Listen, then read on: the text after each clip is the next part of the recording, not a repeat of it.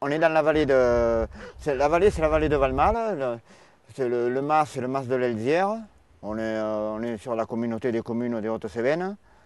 Et voilà, on est au centre d'une châtaigneraie qui a pas mal d'années, quoi.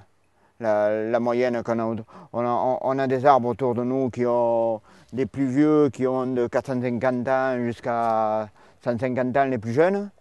On est vraiment dans une vieille châtaigneraie. Et cette châtaigneraie, elle est composée de figarés, une châtaignère première, et beaucoup de figarés, de la pélégrine et un peu de la ravaillaise, quoi. Dans les années 70, elle a été abandonnée. Et petite, non, il a fallu, pas vraiment les arbres, mais au niveau du sous-sol, il a fallu couper les pins, il a fallu la remettre en état, quoi. Et tailler certains arbres qui avaient pris, là la majorité de là autour, là, ils ont été taillés. Les arbres qui avaient pris mal, là, ceux-là ont été taillés. Les autres qui sont en bonne forme, on ne les a pas touchés. Et voilà, non, petit à petit, on y revient à la renettoyer, quoi. C'est beaucoup de gens actuellement qui nettoient des petites parcelles parce qu'il y a quand même, cet enrichissement derrière de gens qui la valorisent. Il y a un système d'acteurs là, qui valorisent de nouveau la châtaigne, c'est-à-dire Verfeuille, que c'est pas loin, là. Les gens ils ramassent 4 châtaignes, ils vont les vendre à Verfeuille. Là où c'est que ça commence... ça fait réfléchir les gens. Donc notre châtaignerie, c'est pas du passé. Donc une appellation d'origine contrôlée ou appellation d'origine protégée au niveau européen, c'est un signe officiel de qualité qui permet en fait de faire le lien entre un produit qui est originaire d'un territoire particulier et qui tire ses spécificités de ce territoire. La châtaigne se prête vraiment à ce signe de qualité puisqu'elle a une antériorité sur le territoire. On a vu qu'il y a des arbres qui sont vieux, qui ont 450 ans.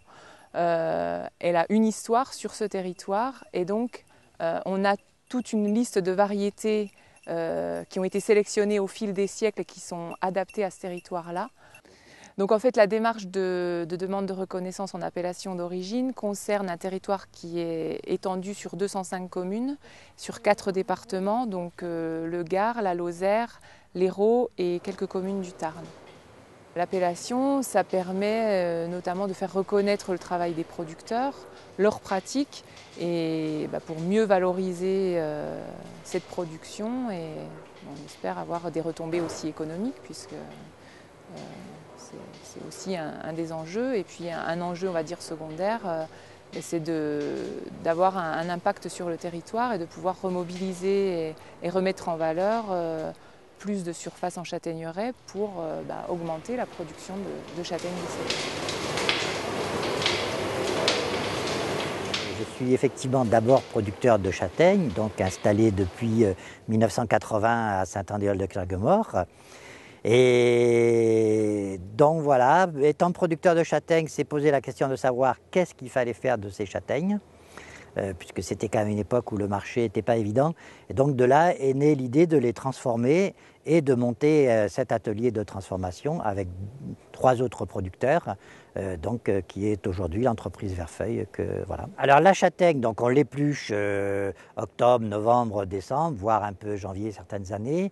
Mais après, on stocke ces fruits, donc on les épluche, on les congèle et on transforme toute l'année. Donc on transforme et on commercialise toute l'année. Donc on est bien 10 salariés occupés à l'année sur la châtaigne, puisqu'après on embauche aussi 5-6 saisonniers pendant la saison châtaigne. Voilà, donc il faut vérifier.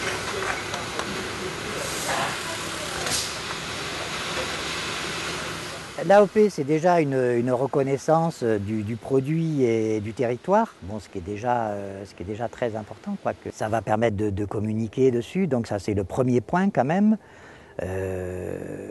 Donc aussi bien pour les consommateurs mais que pour les producteurs, cette reconnaissance elle est importante. Après en termes de valorisation, on espère oui que ça sera quand même une valorisation supplémentaire qui sera palpable et monnayable par les producteurs bien sûr. Oui.